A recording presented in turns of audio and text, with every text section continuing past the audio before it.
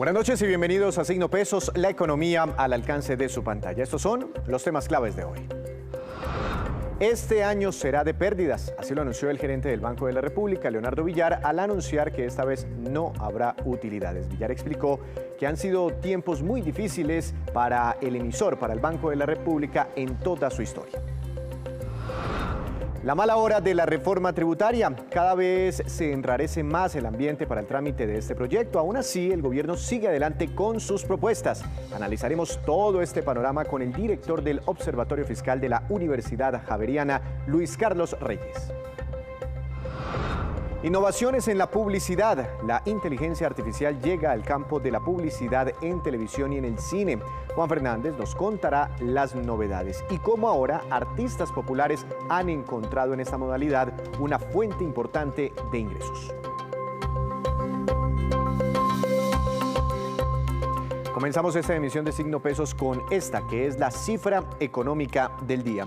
122.000 millones de pesos y corresponde a la pérdida que prevé para este año 2021 el Banco de la República.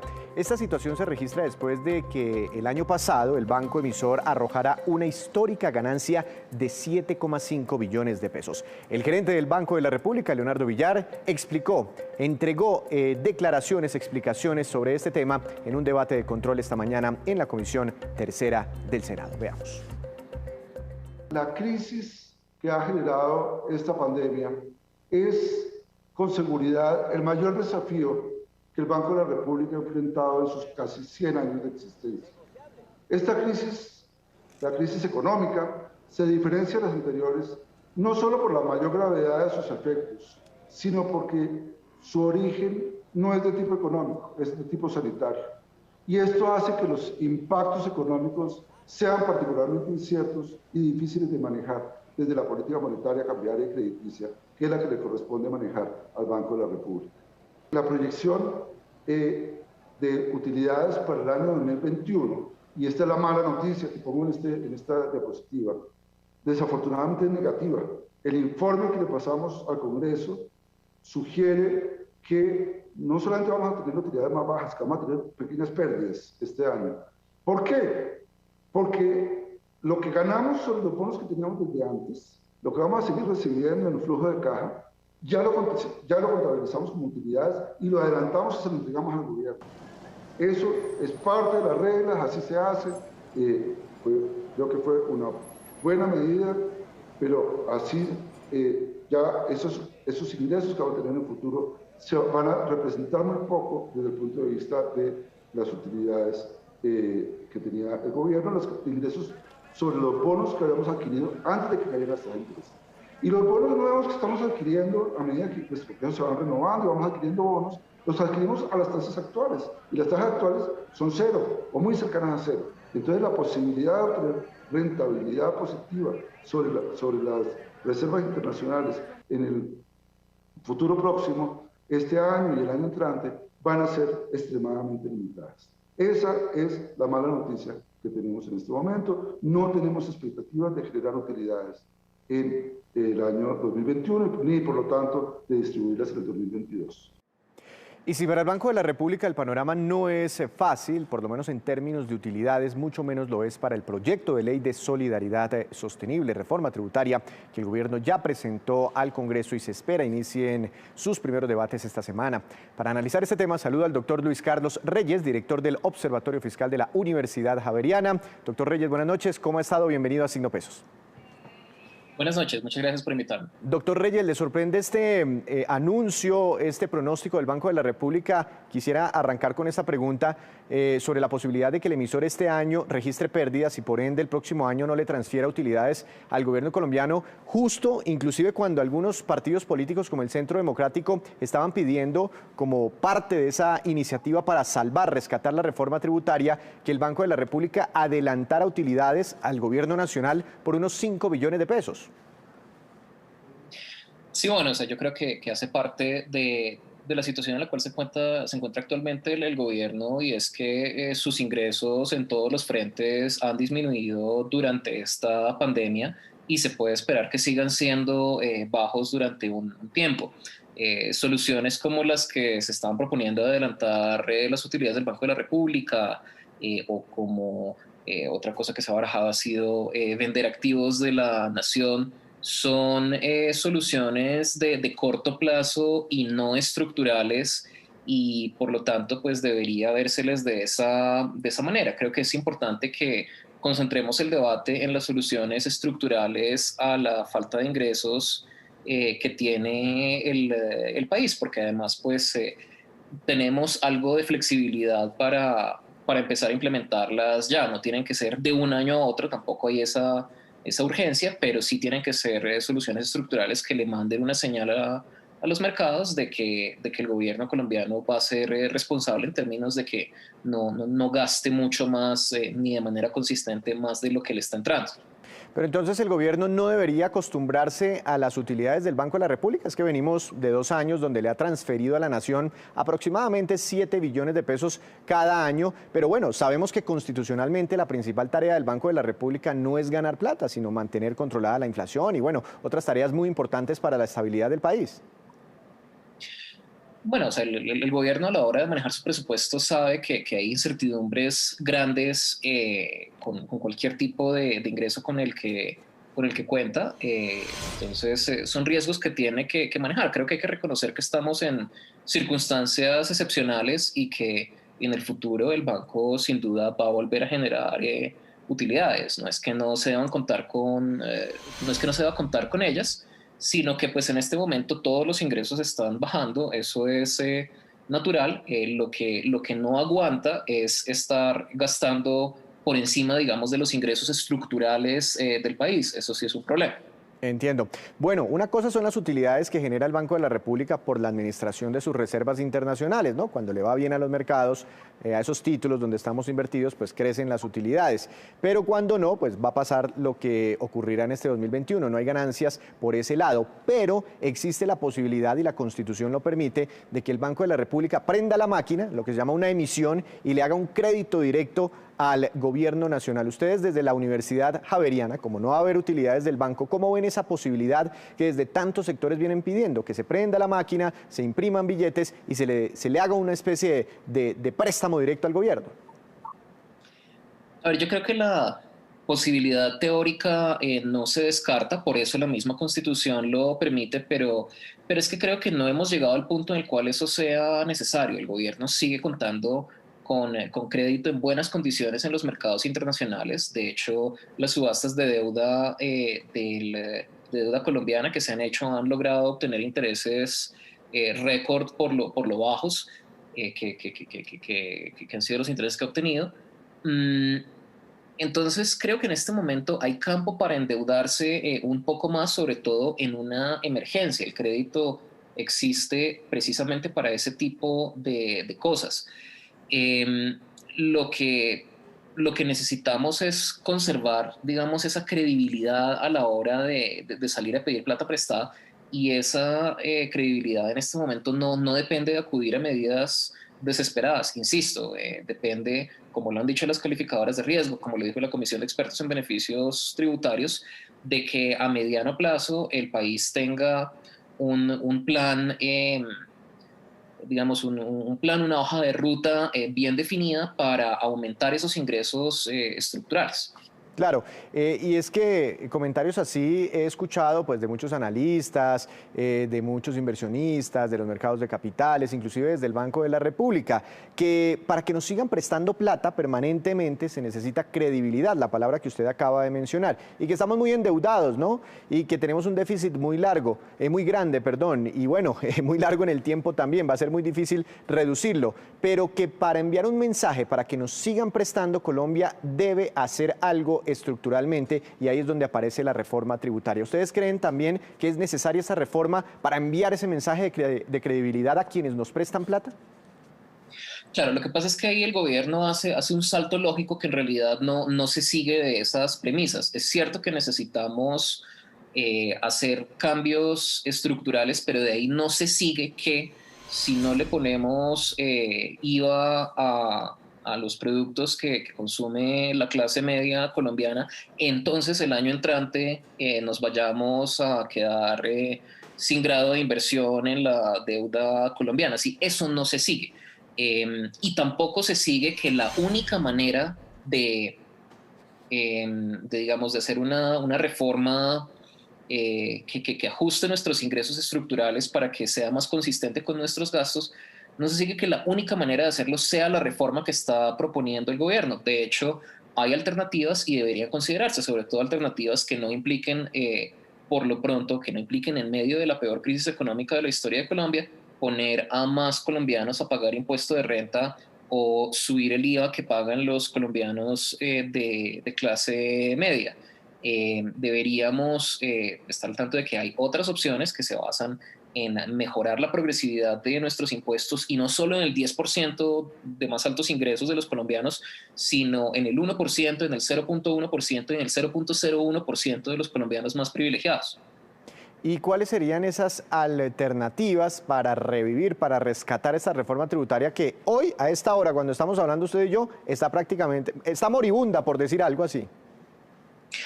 Claro, el gobierno, por ejemplo, podría, en el impuesto a la renta de las personas jurídicas, de las empresas que propuso, el gobierno eliminó algunos tratamientos preferenciales, algunas exenciones a sectores específicos de la industria que existían, pero no eliminó todos los que hay ni todos los que merece la pena eliminar. Se podrían buscar más fondos por ese lado.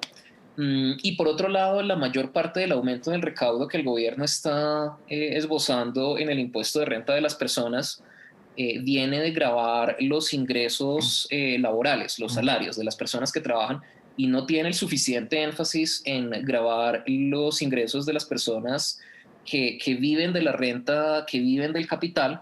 Y se podría buscar un ingreso adicional por ese lado. El gobierno ante estas, digamos, ante estas cosas suele responder cosas como que sí, que ellos van a subir el impuesto la tarifa del impuesto a los dividendos, y eso es verdad, pero la parte en la cual no han sido tan claros como deberían ser es en que son bien, pero bien poquitas las personas de altos ingresos las que reciben ingresos de dividendos, porque en Colombia es muy frecuente que las empresas acudan a estrategias de planeación tributaria como la recompra de acciones de sus propias sociedades, lo cual no es gravado a la tarifa de los dividendos, sino a la tarifa más baja de las ganancias ocasionales. Y esa es una, entre otras muchas estrategias de planeación tributaria que el gobierno parece ignorar cuando dice que la progresividad se logra simplemente subiendo el impuesto a los dividendos y ya.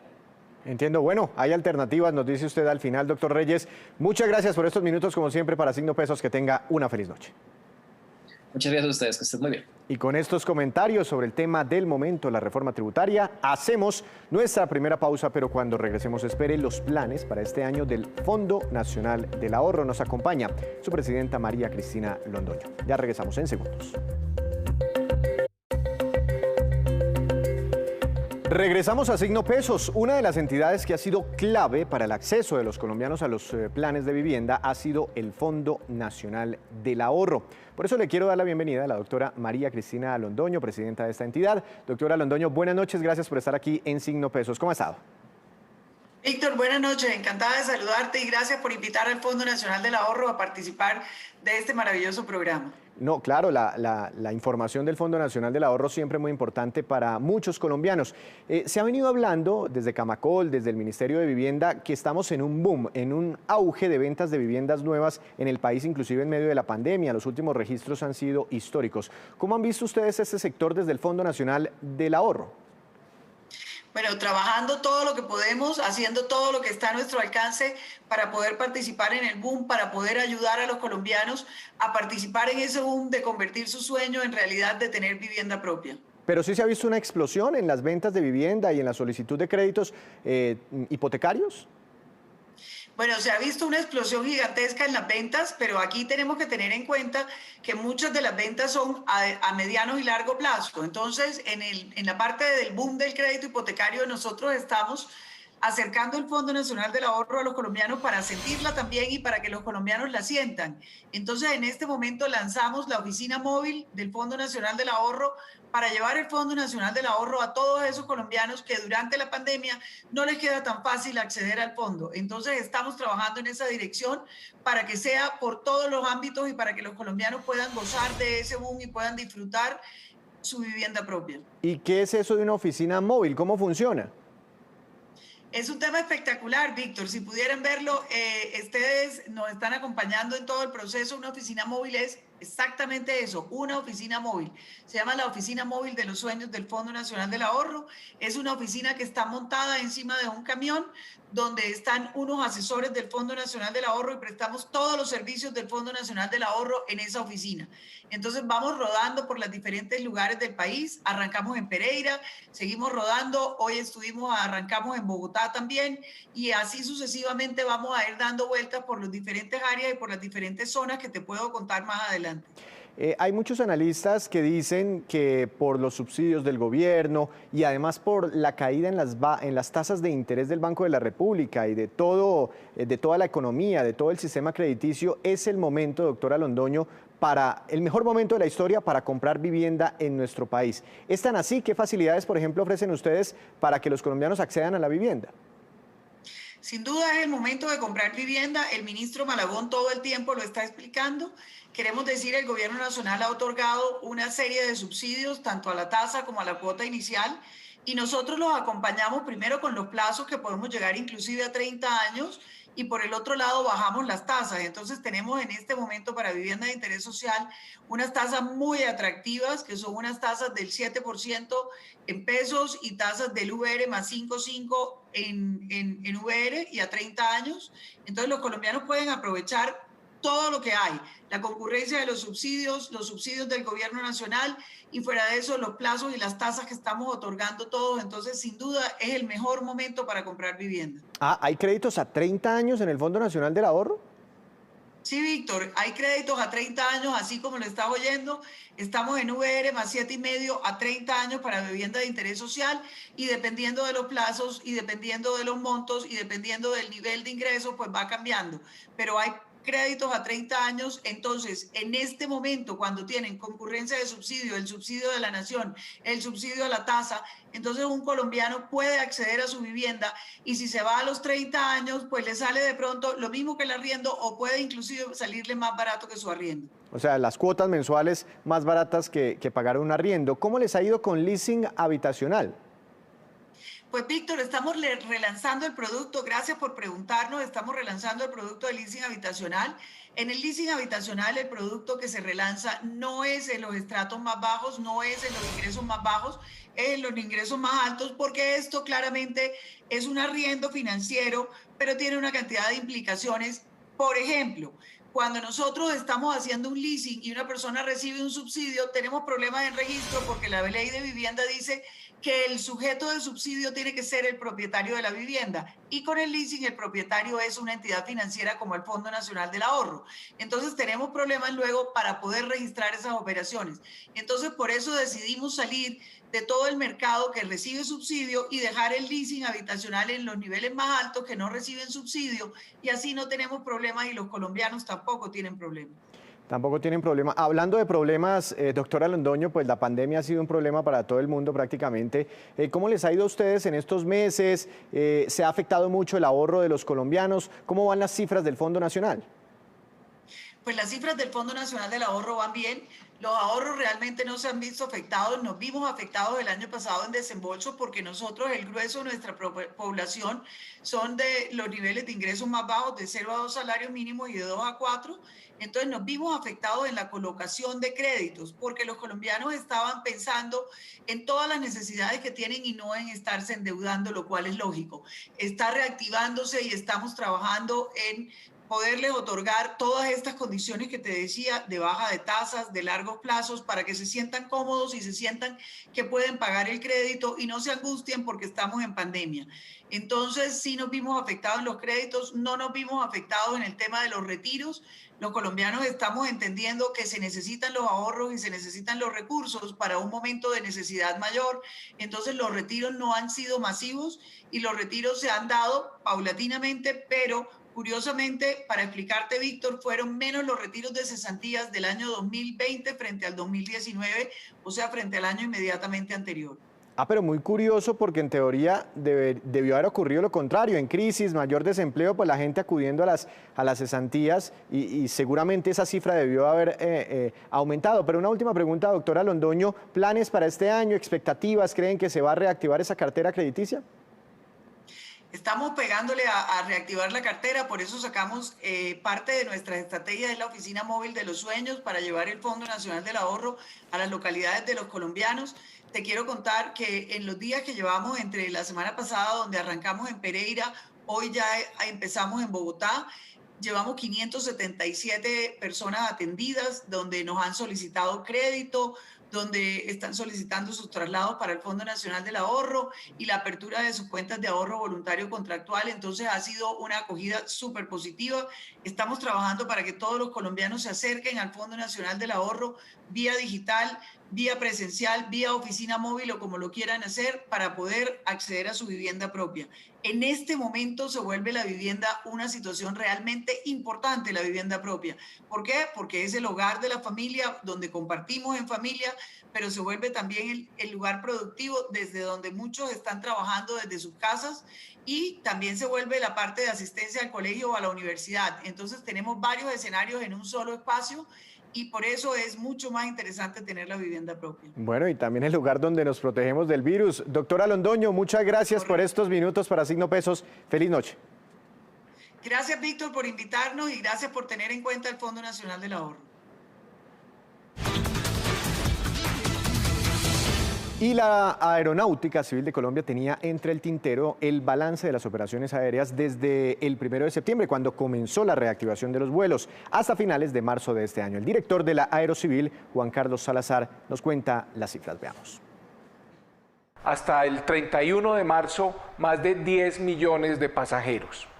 En lo relacionado con el transporte de pasajeros a nivel nacional, los aeropuertos de mayor movimiento son los de Bogotá, con 5.900.000 pasajeros, Río Negro con más de 2 millones y Cali con 1.600.000 pasajeros movilizados.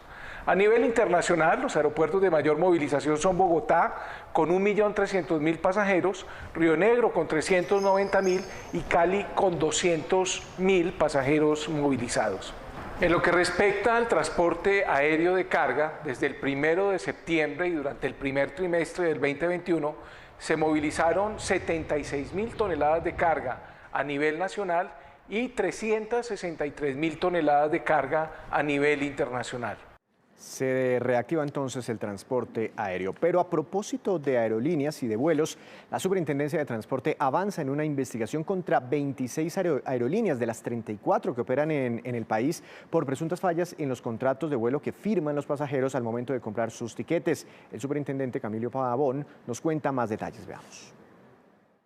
La Superintendencia de Transporte, en su función de proteger a los usuarios del sector aéreo, revisó los contratos celebrados entre las aerolíneas que prestan sus servicios en Colombia y los viajeros. En ellos se identificaron situaciones como contratos presentados en idiomas distintos del castellano, cláusulas que exonerarían de responsabilidad de las aerolíneas cuando existan daños al equipaje, cláusulas que le permitirían a la aerolínea cambiar unilateralmente el precio anunciado al consumidor o a las condiciones del vuelo adquirido por los viajeros, entre otros.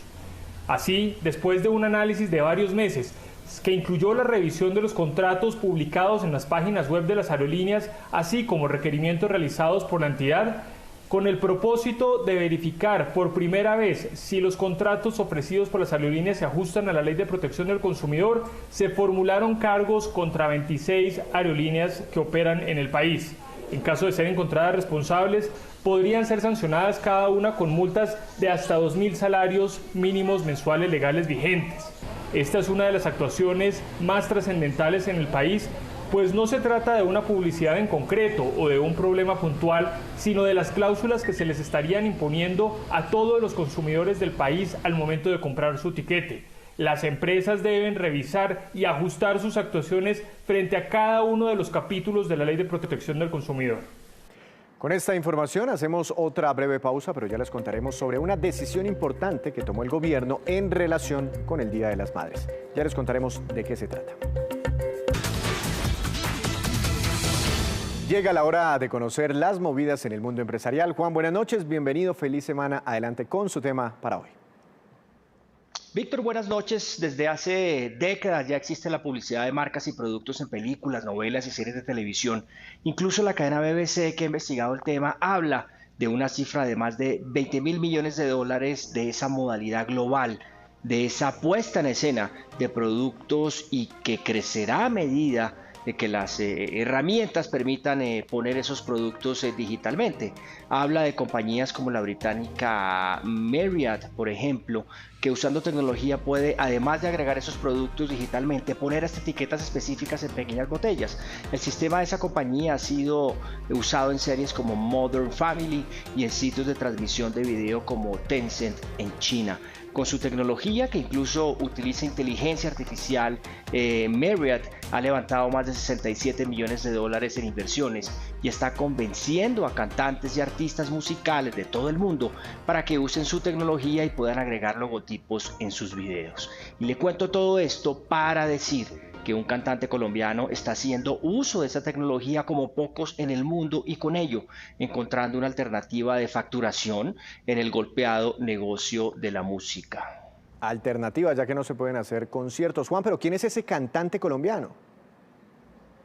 Pues Víctor, ese artista, ese cantante es Giovanni Ayala de Granada Meta y que canta música popular. Hoy es uno de los primeros en el uso de la tecnología y ese uso le ha permitido firmar un acuerdo ya con la cervecera mexicana Tecate para que sus botellas, latas y logos aparezcan en sus videos musicales. Esa prueba, esa alianza la hizo a través del sello de música latina independiente Gerencia 360 y así pues probar su capacidad para ofrecer integraciones publicitarias para marcas y artistas y buscar alternativas por la imposibilidad de hacer giras que representan dinero a los artistas y una posibilidad también de las empresas de promover sus productos. Incluso la tecnología permite que esos productos sean introducidos en videos musicales grabados hace ya décadas. Cada caso es distinto, pero esas compañías y esas campañas sobrepasan fácilmente los $200.000. Un dato final sobre la exposición de los anuncios en la década de 1970.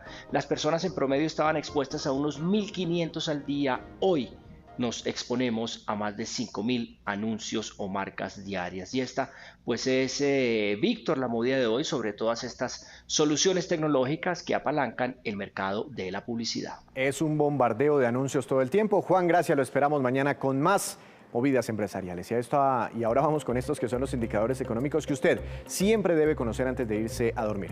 Tasa representativa del mercado que regirá para mañana es de 3.659 pesos con 62 centavos. Subió el dólar 19 pesos con 55 centavos.